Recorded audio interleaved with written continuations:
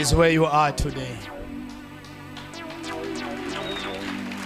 Over to you quickly. Praise the Lord. Amen. Sanibonani bazalwane. Sonzet mic. It's my first time standing phambi kwabantu labangaka emas. Kude lokuningi lento okusho, ngitobonga uNkulunkulu ngalokhu langendele kona. Mina kufika kwami la esontweni House of Praise. Bengikulelwa ngimaki 2021. Ngacela i-1-on-1 kumpostoli, ngakhuluma nampostoli. It was very sad bazalwane.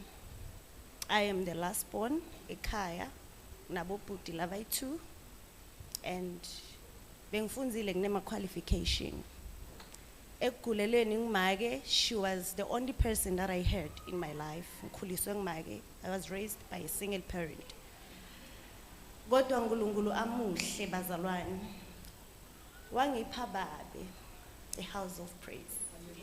Wangipha namake a house of praise.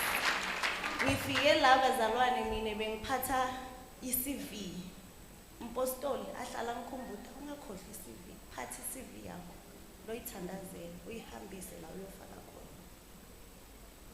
Ngiyabonga baba apostoli, my father in Christ. Ngiyabonga nakumake in her absentia. Ngiyabonga nalelithuba mpostoli.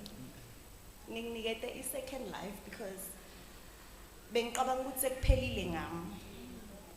Kodwa Jehova wangipha abatali. Wangisonzeta eqeleni kwakhe. Ngamati uNkulunkulu. Nanoma nje bengive ngimdoja ngempostoli. Bekabathumela bovuyo ukuthi hambani ni ekhaya niyomlanza, nimlanze nema CV akhe. Wabese sewungihenda kumake. Make ethwala makwami, mfundisi wami. Ngiyabonga kakhulu.